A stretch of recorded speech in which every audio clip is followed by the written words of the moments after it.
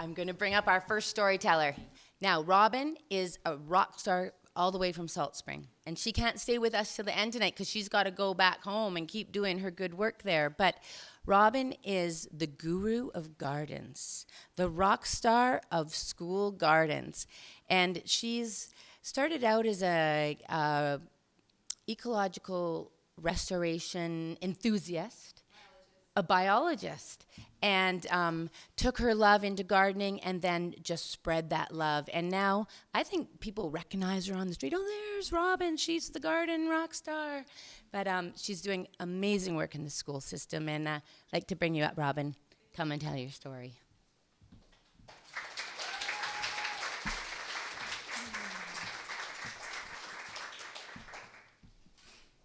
Thank you. So, I have always wanted to start a story by saying, roots and wings. These are two of the most essential things we can gift our children. And I love the analogy, roots and wings, because it's so natural. And it can be interpreted in so many ways, like flora and fauna, earth and sky,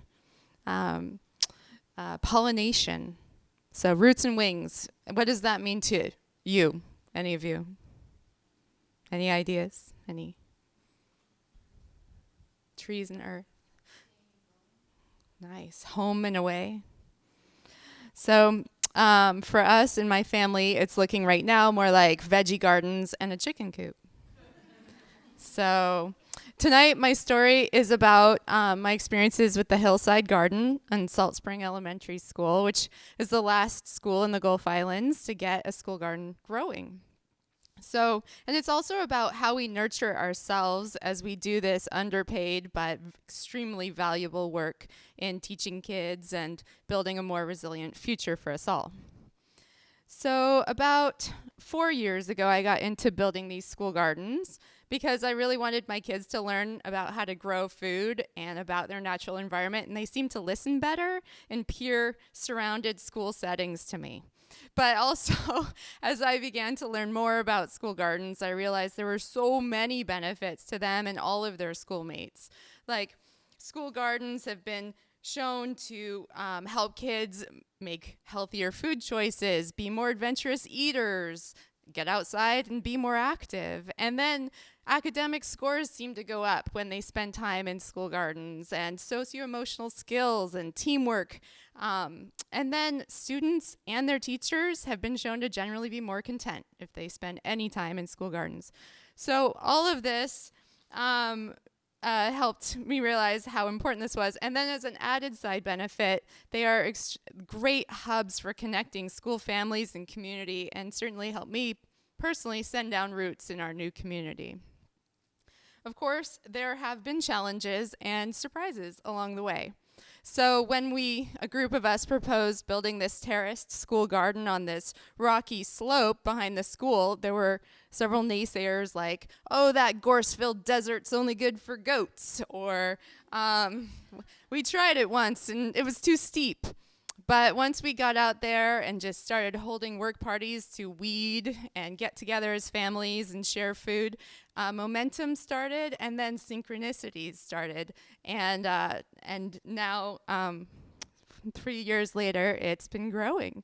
So we first spent several months trying to research terracing materials, like visions of Italian dry stacked stone, or willow wattle walls, or eco blocks, and cedarwood terraces.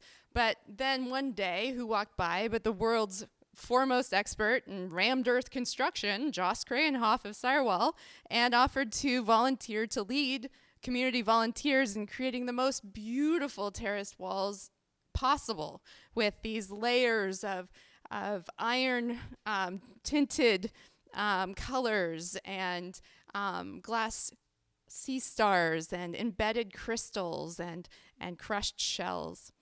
So since then we've also learned how to make some really cool terraced garden beds out of hay bales, and that also double as parkour playgrounds. So, and building a super soft sanded sandbox in the garden was also a big win, because then the kids can focus their digging and building away from the growing plants. And including a playtime in every one of our primary school garden lessons is really important, because it's incredible what they come up with, you know, from rainbow organized, sorted garden markets to biographies of their pet worms. So it's really fun. And I really hope in the years to come we build more tunnels, or maybe a giant Connect 4 game, or one class suggested a giant climbing carrot instead of a stairway. So these days, one of the biggest surprises is how much kids love kale. Like, it's crazy. Like, they have kale eating contests. Like, they can't speak because they have so much kale in their mouths. And one of their favorite things, they beg, like, once, you know, they want to get through their compost building or seed planting exercises, because they want to eat kale. And they want to make these mini bites, which a mini bite is you start with one big kale leaf, and then you cram it full of anything you can eat in the garden, like parsley, mint, maybe nasturtiums, calendula petals, chard. It's not that tasty, but they love them. And they build these stands, and they build all these mini bites, and then they call out to each other, "Buy my burrito," and then they just munch the green stuff. One first grader on our way up to the garden the other day said, "Oh, I can't wait to eat vegetables. My mother never gives me vegetables." So it's also been fun to see how much kids love eating what they've grown and cooked. So we bring a camp stove to the garden, and then we just saute up whatever's there. So they harvest and wash and cook up their potatoes, and plated with some sauteed chard, it all just goes right down. We've made coleslaw from their cabbages, or sauteed up some fava beans and garlic. But the biggest surprise was when they harvested and sauteed their Brussels sprouts, and over half the class came back for seconds, and others came back for fifths of Brussels sprouts.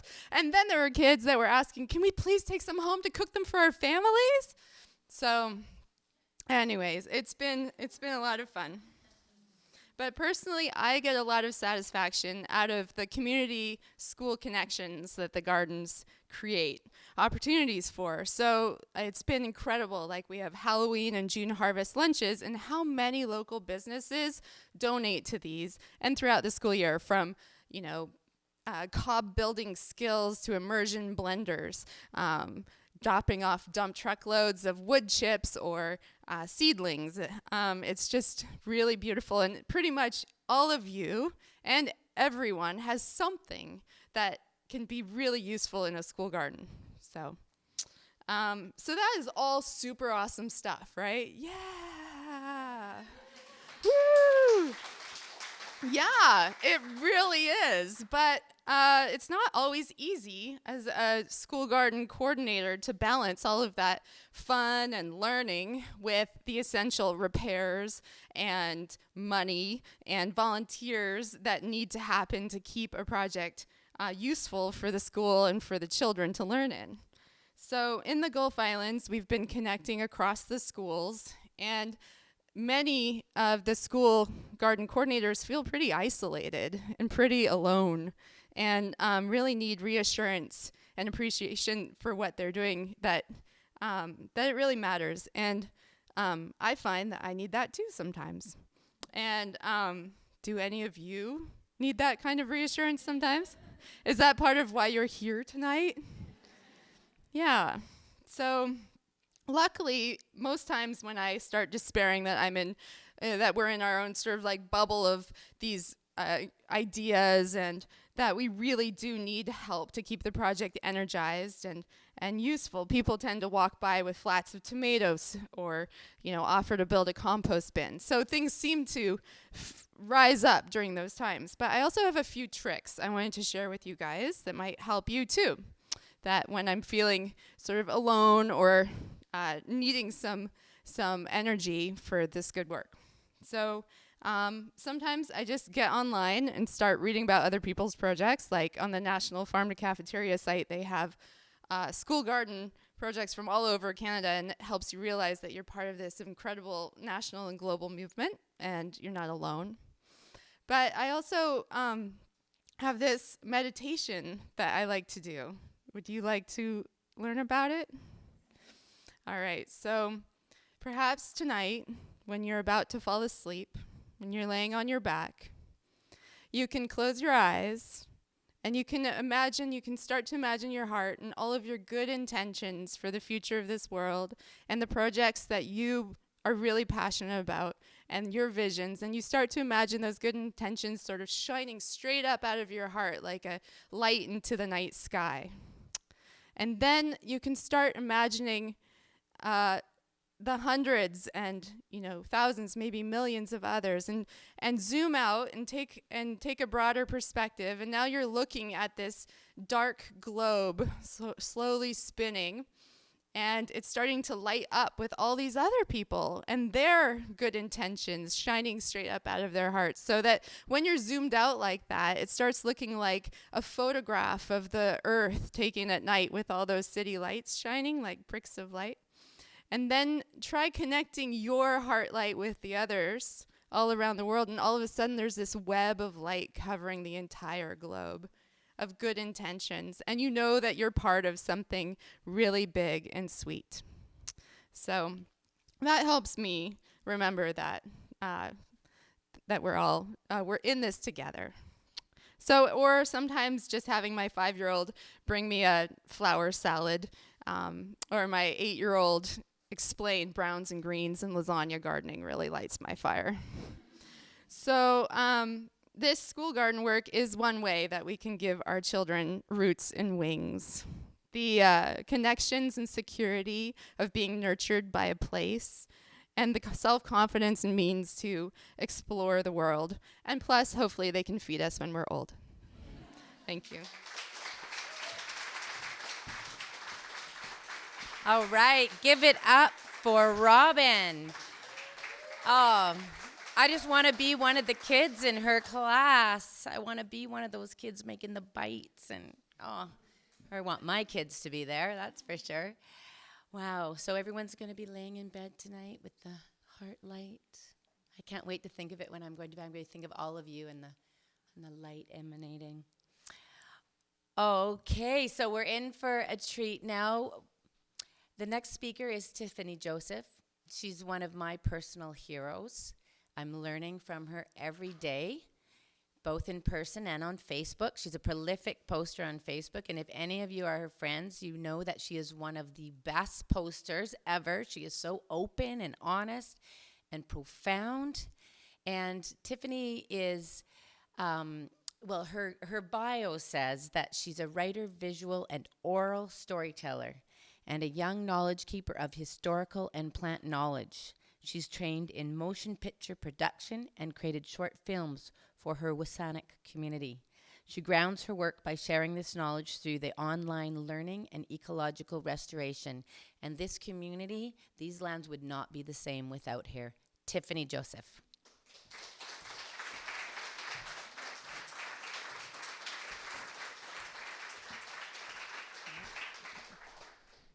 A little bit taller than me.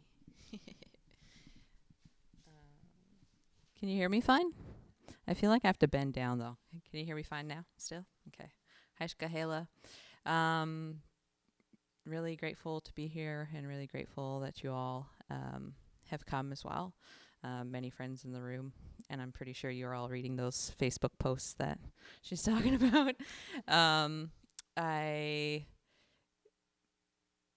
tend to speak from my heart, so I didn't plan what I would be saying today.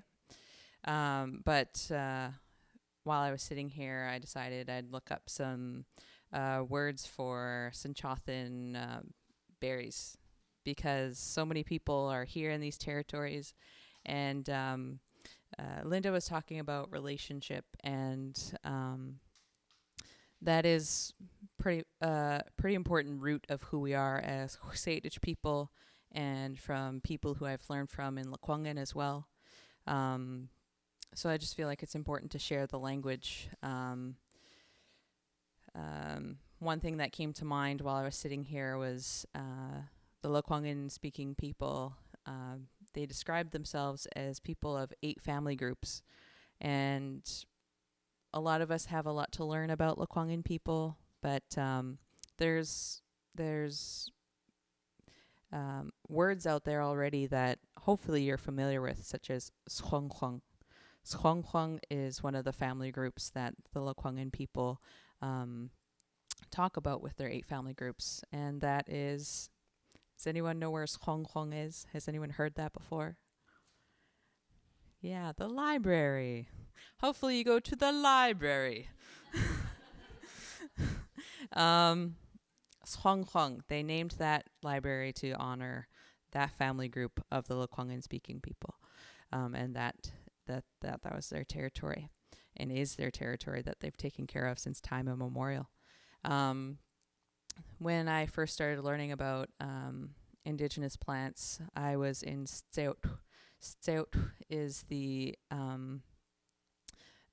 it's on the east side of the Saanich Peninsula. It's one of the origins of our first people from the land. So kind of related to what you're talking about, roots and wings. We had people from the earth and people who came down from the sky. And so the first people from the earth came up at Stseut. And the first person from the sky came down and landed in Sneedquat. Sneedquat means place of blue grouse, and that's where I work every week. And tomorrow you can come and see me for a volunteer day from 10 to 2 at Sneedquat. It means place of blue grouse. It was a place that the grouse is an indicator of a really healthy ecosystem, a really healthy village. It was a village for us. And the way I describe it to people very often is that grouse, they enjoy a healthy environment, and they were so abundant there. I describe it to students very often as like it was like a pre-colonial drive-through. You just walk in, knock a grouse on the head, and you have dinner right there instantly. And they sat on the low-lying branches, and they never fled. But as soon as they put a cement factory in there, the grouse haven't returned. We've been doing restoration work there. I've been a coordinator of the project there for over a year now, and my coworker Judith has been doing it for about 10 years, and Sea Change has been doing it for about 20 years. My Satanich elders, they protected that place. So it was initially stolen to create the cement factory. And a few decades ago, they wanted to put like a gated community type situation. And our leaders were like, no, this is our village, and we never gave it up. We never made an agreement with anyone to give up this land. So they protested it and they protected it. And then it was put into a BC park. So it's still on paper, not in our control. But I do restoration work there with Sarah Jim, who's a young Satanich woman from Husaikum. We work there every week. Not only do I do restoration work there, I do astrology readings, if you stand beside me. And tell stories and just talk about the history and the ways the land is shaping me and healing me. There's a settler who wrote a book about Todd Inlet as a healing place. And there's people who come in off their boats, and they're like, I talk about the place and how, for me, it's a place where I can cool down. It's the best way I can describe that. I live in Hujaslasp is Sartlet First Nation, and there it's like the hottest place on this island, in this area, during the summertime, and it's so dry. And I had depression for really deep depression for a few years, and I was working in Skeetquist, and I'd be like, I don't know if I can get out of bed to go to Skeetquist today, but I would get myself up and I'd start walking down that trail, and everything, all that weight that I was carrying would just slowly sink down into the ground. It's the best way I can describe it. And I was like, this is exactly where I'm supposed to be. Why did I think I couldn't get here? And I think that's something we can often face, a feeling we can often face. The place we want to be the most feels like the hardest place to get to. But it's the exact place you're supposed to be. I wanted to share some Sinchothan words, so I'm going to make sure I do that now.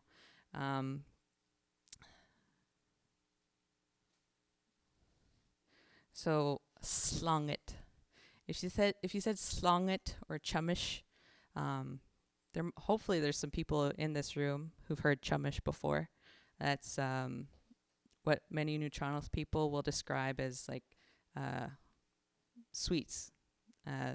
If you know a Neutronos woman, she's gonna say, "Come on, come get some chumish," or like shove it in your face. And I've always been well taken care of by a Neutronos woman. But slunget and chumish are Sinchothan words for herring, and chumish is specifically the herring eggs.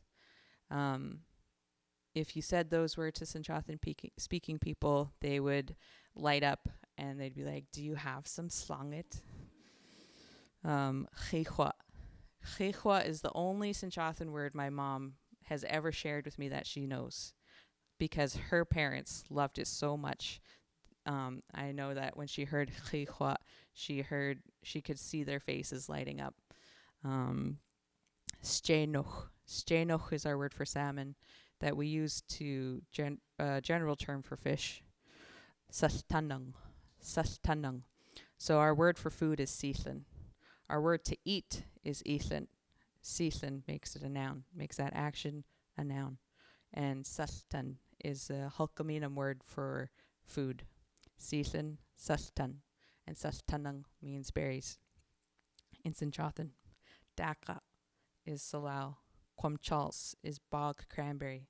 So I described that I live in Hujatasp. There's a place called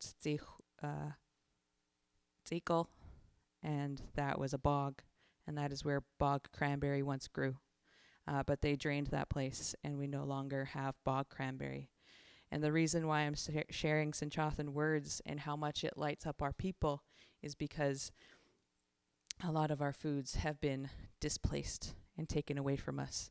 They've been described as inferior, and when people have come and grow in our territories, they think they can't grow things, that it's too hard with all this clay. They say this clay is bad soil. But we survived and were beyond abundant here in these territories since time immemorial. And we did an awful lot with clay. So I share that because I think a lot of us would consider something like cranberry to be an amazing food that we could be able to eat, but it was removed from the Sinchothan speaking people.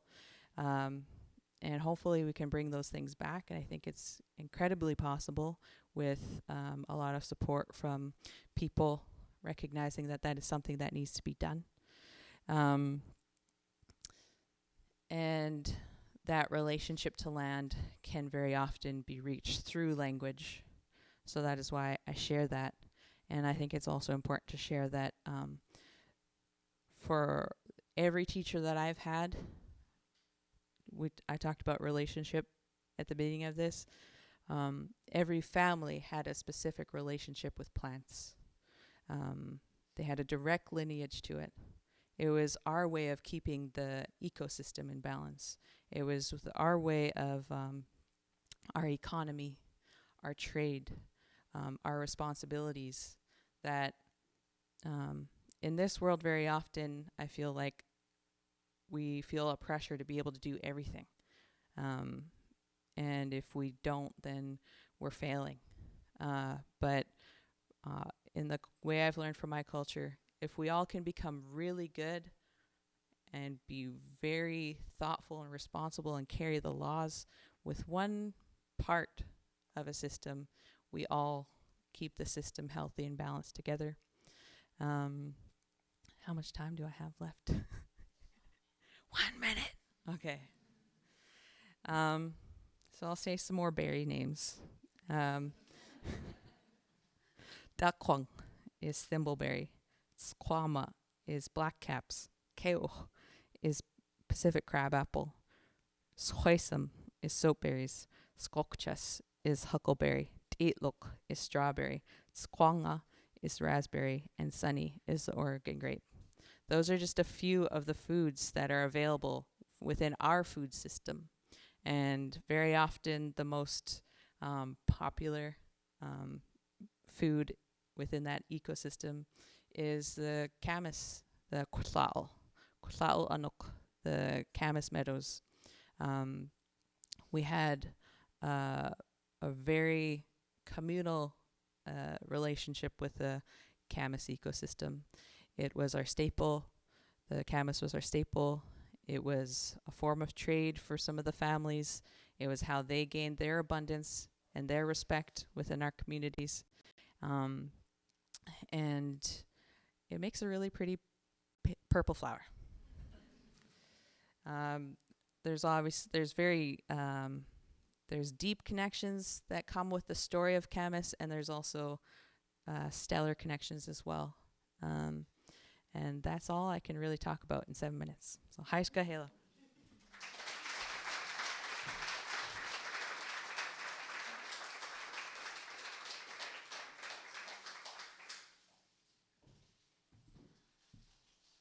Haichka Tiffany, we are so grateful to have you here today. This woman is a powerhouse, and if you want to go and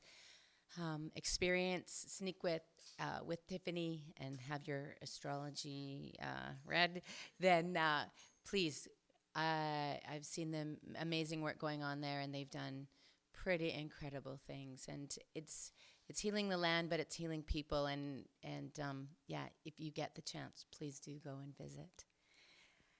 So we're going to move to Faye now for something completely different. Faye has for 30 years been weaving tales, before we were born, of mystery, humor, and passion. Her first book, Ancient Stories for Modern Times, 50 Short Wisdom Tales for All Ages, was released in the summer of 2016. She has a Master's of Education with a focus on storytelling as a tool for environmental change. She loves sharing folk tales and myths that explore our relationship with ourselves, with one another, and nature. There's a theme there today. She also has a large repertoire of personal tales. Very spicy tales, I hear, those ones. Inspired especially by travel, experiences in nature, and times gone by. Some of her stories inspire hope and generosity. Others are purely for fun. Let's see what she has for us tonight. Come on up, Faye.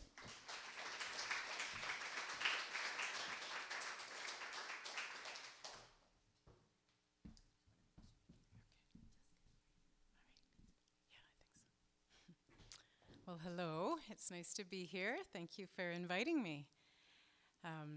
You're right. I'm going to tell something a little different. It's something Ali heard me tell last year and said, please, wouldn't you tell this story? So it is about my passion for local.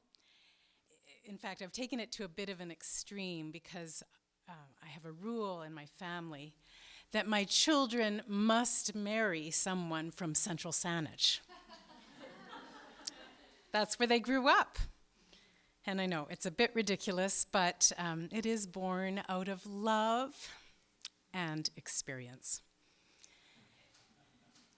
I'd been married, just right when I got married, I was packing my bags and heading to Denmark, where I spent 3 slightly homesick years until I convinced my husband to come back to Canada with me, and he's now spent about 10 times as many slightly homesick years in Canada. don't get me wrong, we like one another's countries. It's just that homesickness that can swell up and wash over a person. That longing to see familiar places, friends from long ago, and, well, to eat familiar foods. So it was really good news about 2 years after Christian arrived in Canada that his sister's friend Niels was going to pay us a visit. And Niels was a thoughtful guy. He talked to Susanna, Christian's sister, and asked, what should he bring? Well, Susanna's a complete foodie. So of course she said, gammel Ola. I don't know how they survive without gammel Ola. She clearly knew her brother better than she knew me. Gammel Ola is a kind of cheese, and gammel means old, and Ola is a man's name, but I think it would be more accurate to translate it as old socks. It's very smelly. But Niels took Susanna at her word. He bought a whole quarter round of that cheese, and he wrapped it in lots of plastic. And then he put it in his backpack and flew, not to Victoria, he flew to New York. I don't know what he was thinking. And neither did the pilot that he hooked up with, because Niels was actually a budding pilot, and he'd connected with another man who was a pilot, and they were going to fly across North America in a Cessna 152, just a little two-seater plane. So he threw his backpack in behind the seats, got on board. Pilot got on board and said, what the hell have you got in your backpack? Get it out of my plane. Well, Niels had spent a lot of money on that quarter round of cheese. Do you think he was going to throw it out? No. He wrapped it in more plastic, and then he got a hold of some duct tape. And he strapped it to the left wing of that light airplane. Off they flew. Apparently, a big piece of cheese under the wing of a small airplane causes a little turbulence. And when they landed in their first destination, wherever that was, the pilot said, get that thing the hell off my plane. Niels wasn't going to be defeated. He now wrapped that quarter round of cheese in paper, and he wrote out our address. Took it down to the post office, and pretty soon, Gammel Ola was on the back of a big truck, jostling back and forth, bumping into other packages all the way across North America. Took the ferry over and landed in our local post office. Now, you guys are all familiar with the little tags that come to your door. We got a phone call. If you don't pick up the parcel by 4, it's being warehoused. Christian was curious. He hopped on his bike, cycled down to the post office. He says when he started to open the door, it was just like he was being sent back to his favorite cheese shop in Denmark. He had a big smile on his face as the clerk handed him the package, with making as little contact as possible with it. And he cycled the whole way home salivating. By good fortune, we had baked some nice sourdough rye, classic Danish bread, so he had the perfect combo. Slices of rye bread with slabs of Gammel Ola. He was in heaven for the first slice, the second slice. And then he started to remember, a time where we'd been at a friend's house in Denmark, and they'd laid a beautiful table, as well, the Danes always make everything look so lovely, and they had this crystal cheese dome. And I had sat admiring it. It was a sunny day. The light was reflecting off that crystal. And then our host lifted it, and I practically fell out of my chair. And then this whole conversation ensued about how, Gammel Ola, it's dangerous, There are cases where people have gotten divorced because if one person likes it and the other one doesn't, trouble. So Christian started to worry I would probably be back soon. He started to run around the apartment, run downstairs to the storage room, run out onto the balcony. And when I got home, I had no clue that there was anything amiss. We sat down for dinner eventually, and Christian didn't eat a whole lot, and he was really quiet. I couldn't figure it out. He gets like that sometimes, and I can never figure out if he's just a taciturn Scandinavian or if he likes to be Mr. Mystery. We finished our dinner, and he got up without a word and went out on to the balcony. And he closed the door behind him. I'm like, what? No explanation. So I'm getting somewhere between furious and, well, just plain curious. So I sort of follow him along with my eyes, and I see there's a cooler beside him. He opens it, and he pulls out something large and slices a piece off. And I'm thinking, what, cheese? So I go up, and I open the sliding glass door, and I close the sliding glass door. And my frustration evaporates. What a thoughtful guy. Oh, I did marry the right one after all. Well, Niels arrived maybe a week later, and that's when we heard the whole saga of the poor cheese and the poor pilot.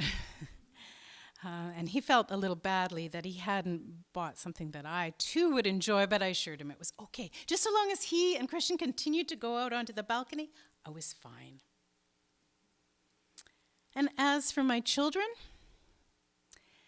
I've been a bit startled a few times. Like, we have brought them to Denmark a number of times to visit their grandparents and so on, and we do have a very Danish Christmas, and we do other Danish things.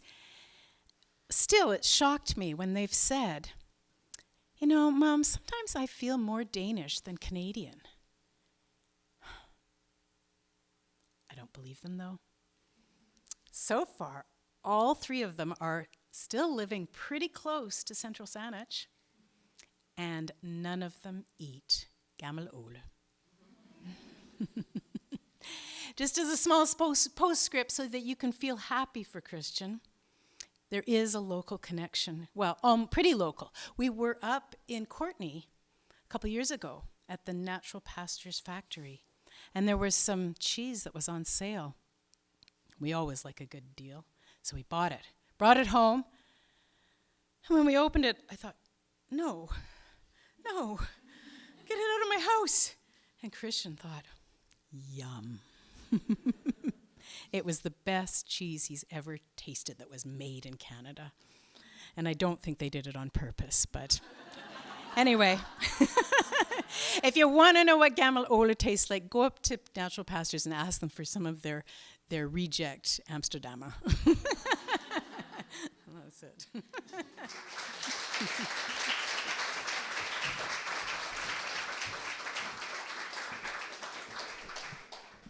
Thank you so much, Faye. Now everybody is hungry, is what I'm guessing. And I just wanted to let you know that if you didn't see it when you came in, there's some food at the back. And I have to tell you, the food is always, it's always something very important to us. And whether it's a team meeting or an event or a whole conference, we really are trying to source as much local food as possible. And to have a caterer come and do the catering for tonight, there actually are an increasing number of local caterers that are really interested in local food and trying to infuse more local food into their services. But it's still not good enough for us. So Morella, who is our new team member, there's Ali, myself, Morella, and M, who you've probably seen and heard about us a little bit tonight from CRFAIR, decided that she could not go with something half-assed. She wanted fully local. So I got a call from the credit card company, Van City. Are you using your credit card a lot this weekend? I was like, no. Well, there's a lot of tapping going on. I was like, tapping? Well, where was it? Well, at the Esquimalt Farmers Market and it's Morella. She's got a CRFAIR card, not my card. So yes, Morella was out supporting our local food artisans and bringing you the food for tonight. And then she went home early this afternoon, and I saw her little girls come in too. They insisted that they had helped as well, and Morella insisted that it's all food safe for sure. She's very fastidious that way. And she wanted to, I just want to thank her. Is Morella, are you still here? There she is back there. So you can thank Morella personally for putting a, yeah. Thank you, Morella. Grateful for our food. So next on our list, I want to introduce you the artist formerly known as Anne Bernice Thomas. Yes, I want to introduce K.P Dennis. They are a Black, non-binary, multidisciplinary artist, producer, director, and activist. A rare sighting in Victoria. They were the 2016 Youth Poet Laureate of Victoria, and in 2017, the recipient of the VACCS Community Recognition Award. They've just returned from a 2-month tour with their critically acclaimed, anti-racist, decolonial theater shows, Monica versus the Internet and Lub Dub. I introduce K.P Dennis. Come on up, K.P.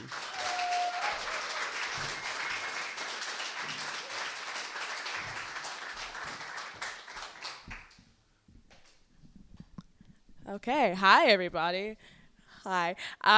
So I'm K.P Dennis, and I'm, So I'm 22 years old, and I'm half Jamaican, half Sierra Leone, West African. And I spent from ages 2 to 4 in Jamaica with my grandparents.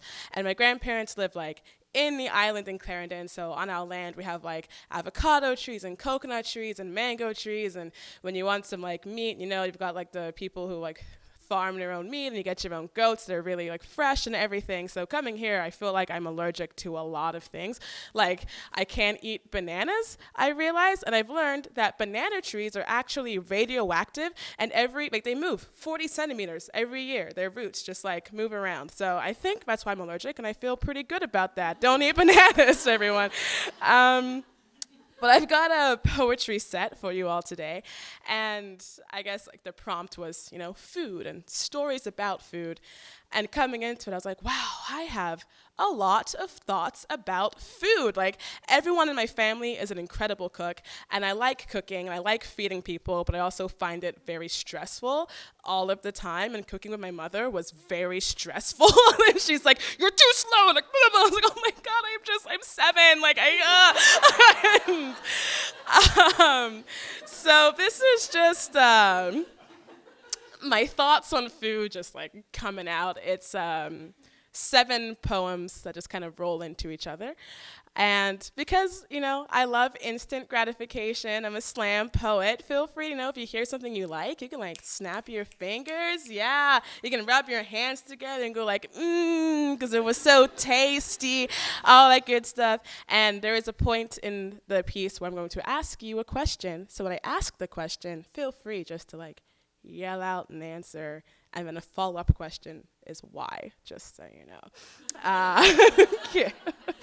All right, so Savoury Stories. Food pushes out me tummy like yum. Grumbles mama, thank you for the love on my tongue. I am full. Saturated. Christmas bells ring infatuated with the promise of Aki and Callaloo, cocoa beans plucked straight from the tree, chocolate tea, condensed milk, stir slowly, it is love.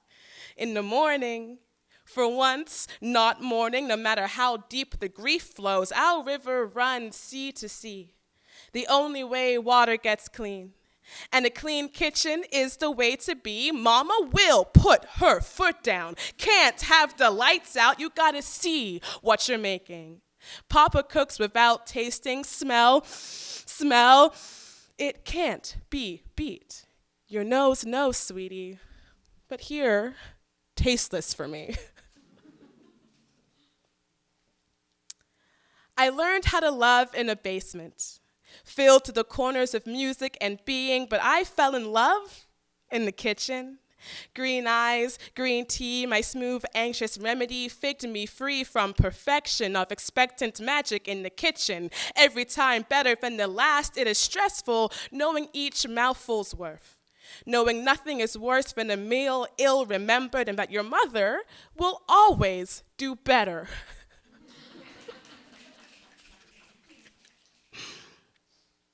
My brother said, the first bite is the most important.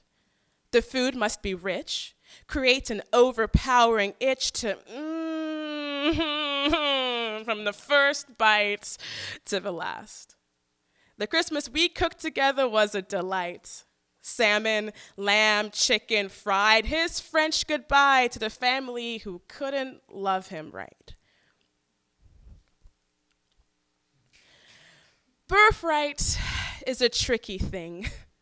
We're all born blood-soaked and starving. Don't think that ever really leaves. The best cook in the family? Ask the changing leaves, the holes we grieve, the watermelon seeds ballooning our bellies. There is hope in an empty stomach, love in a full one, joy in the family feast, sadness in the solo one, in the mother-daughter midnight feasts on pecan pies and lemon squares. The advice Ma creeps, don't eat, to the hereditary thighs of her little Teletubby. Soak the fat from my lungs, throw it in the pan, simmer me butter, worth more, in the pan. If you were fruit, what fruit would you be? A what? Kamungal? What's that? Amazing. Wow, why would you be one of those? It's magical, and you're also magical? That's amazing. That's awesome. Amazing. I heard lemon also. Yeah, why would you be a lemon? Zesty. Awesome. That's amazing. One more. Magical. Zesty. Huckleberry. Why would you be a huckleberry? Oh, yes. That's awesome. I think I would be a prune because I'm like consequential, but good for you.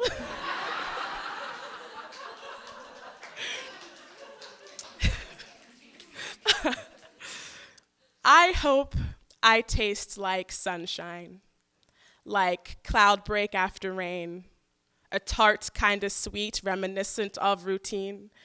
I hope I taste good for you, quality produce, hand-grown with love, blossomed out of shit like all things, like all things. I want to be good for you, for myself, for the soil I owe my wealth, for my mouth full of scars that hopes I taste like mama's smile, like papa's smell, her green eyes loving all the while. I am hungry. She knows this, feeds me breakfast and Sunday mornings.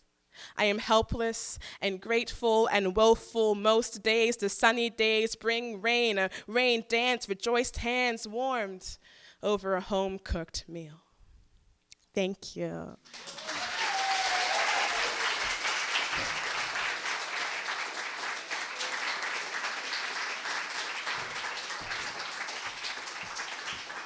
Wow, that is good medicine. You are sunshine and consequential. Nice job. Wow, I am just blown away by the talent here tonight and just people sharing so deeply their stories. So awesome. Next, we have Jay Williamson. Jay is the owner of Tender Greens Farm. Tender Greens. What a beautiful name. A certified organic vegetable farm in Merville, BC, on the unceded territory of the Comox First Nation. Jay is one of the 4 farmers that make up Merville Organics, a marketing cooperative of organic farms in the Comox Valley who sell together through farmers markets and a popular CSA program. That's a community-supported agriculture program. Jay is a first-generation farmer. They are brave. They are brave. Working solo on an acre of leased land and living the rural life they've always dreamed of. Thanks. Come on up, Jay.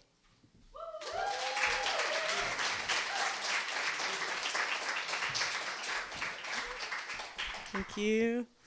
I'm a farmer, not a storyteller, so I'm going to read off this paper. I'm going to tell you a little bit about starting my farm, which was kind of a crazy adventure. It's hard to pinpoint exactly where my story begins. In many ways, it was my very first day working on a farm in 2013 that changed everything. Suddenly, I was more awake, more alive than I'd ever been in my life. I'd never felt so strong, so purposeful, so at home in my body. I had stumbled upon my greatest passion, and there was no turning back after that. But my story also begins much earlier. One day, I told my mom I wanted to live on an island on the West Coast and grow vegetables. I have no idea how old I was. I was just a kid growing up in the suburbs of Ottawa, helping my mom in the garden, and memorizing every single plant name she taught me. The only farms I knew were the hundreds of acres of corn and soybeans that separated us from the city. And yet, something in me was already dreaming of a life that I didn't really know existed yet. Fast forward 20-something years, I turned 30 this summer, and I'm wrapping up my 7th season as an organic vegetable farmer, and my thank you, and my 2nd season of running my own farm. Thank you. My business is growing at a steady pace. I'm expanding my growing space a tiny bit each year, slowly making infrastructure improvements. And I'm planning on hiring my first employee in 2020. And this year, I surprised myself by actually making a living from my farm, something I didn't expect to do for a long time. Just 2 years ago, I was out in the pouring rain, plowing half an acre of my field with a rented walk-behind tractor. My field was very wet, still is. Overgrown with invasive grass and slowly being reclaimed by young alder trees. I had many moments of wondering, can I really do this? Can I make a farm out of this soggy field? But at no point did I consider giving up. Even in April, when it won't stop raining and my beds are flooded and hordes of slugs are demolishing all my kale in one single night, I'll have a good cry about it, for sure. But there's not a single part of me that ever thinks of quitting, because I can't. This is my life's work, and being a farmer is a fundamental piece of my identity. And thanks to a whole lot of stubborn determination, that soggy field is now a productive vegetable farm. And when I look around at my beautiful soil and healthy crops, it doesn't seem possible that I started out with such a mess. Somehow, with very limited funds and zero machinery aside from that one tractor rental, I've managed to build a farm entirely on my own. I moved to the Comox Valley because I had the opportunity to join Merville Organics. I'd been living in Victoria and working at Northbrook Farm, which is one of the farms that makes up Saanich Organics. So I was familiar with the cooperative farming model, and I could clearly see the benefits of collaborating with other small farms, marketing together, and sharing infrastructure and resources. Plus, I got to witness the 3 badass women of Saanich Organics working together, not just as business partners, but also as really dear friends, and that was super inspiring to me. So when I got the chance to start a farm and join a co-op, I went for it. I didn't know exactly what to expect in the Comox Valley. I had lived in Victoria for 8 years. It was a really big deal to move up island and to this middle of nowhere place called Merville, which is just north of Courtenay. And I'd already spent some time getting to know the members of Merville Organics, and they were really welcoming. I was excited to work with them. And I had found land to lease back in 2016 when I visited the valley for the first time. but I was worried about feeling isolated and stuck being the only queer in the woods of Merville. But amazingly and so unexpectedly, I feel a stronger sense of community and a deeper sense of home in my little neighborhood than ever before. There are so many queers on my little street corner in the middle of nowhere at like a triple dead end, like down this windy road. There's just like a bunch of us. It's incredible. It blew my mind. And my farm landlords are wonderful friends who feel like family, and they're so happy to have me leasing their land and just putting it to use. And I live on the property next door to my farm with amazing roommates who are smart and hilarious, and they never hesitate to come out to the field and help me lift heavy stuff. In Merville, I've become part of a different kind of community than I've ever experienced. We support each other physically and structurally as well as emotionally. We share tools and skills and trade labor on each other's properties. And I'm a stubborn solo farmer determined to do as much as I possibly can by myself, but sometimes I need help. And when I do, there are so many doors I can knock on and people I can call. And I really didn't expect to live rurally and find that kind of support. And being part of a co-op has also been one of the greatest gifts in this farming journey, and the whole reason I've been able to start a successful business. There's something about that collaboration, that partnership, that feels essential to farming for me now. I love having the freedom to run my own farm, but also the support and companionship of my business partners in the co-op. I'm incredibly privileged to run Merville Organics with 3 strong, brilliant, inspiring women. One of them is sitting right here, and she's crying, and I'm going to start crying. We care deeply about the success of each other's farms, as well as each other's physical, mental, and emotional well-being. We divide up the labor of administration and working markets and CSA pickups. Plus, we share infrastructure like wash stations and coolers. We work through challenges and disagreements with patience and respect. And we share tears and laughter, frustration, and so much joy. And I'm so proud of us and what we manage to pull off every year. And I really can't imagine farming any other way. And the final community piece that really drives it home for me and gives it all meaning and purpose is the group of dedicated customers who join our CSA program or line up at our market booth every Saturday, smiling regardless of the weather, and enthusiastically thank us for what we're doing. It was only this summer, after 7 years of farming, that it really dawned on me how intimate it is to grow the food that goes on people's plates. The veggies I pull out of my soil go in people's bellies, and like, what an honor it is to be trusted with such a huge responsibility. This wild ride, this ridiculously exhausting work, is a deeply personal journey of growth and determination, of actualizing my dreams and living my politics and uncovering the most genuine possible version of myself. But it's also part of a much bigger picture. It's about connecting to the world around me in a deeper way, feeding people in my local community, and contributing in my own tiny way to a larger movement that's changing the way we think about food. My life is beautiful in all the ways that that little kid in the suburbs dreamed it could be. I have a home nestled in a valley with rolling fields, gushing rivers, and mountain views. And I've found a way to make a living from growing food, and I'm profoundly happy. Thank you.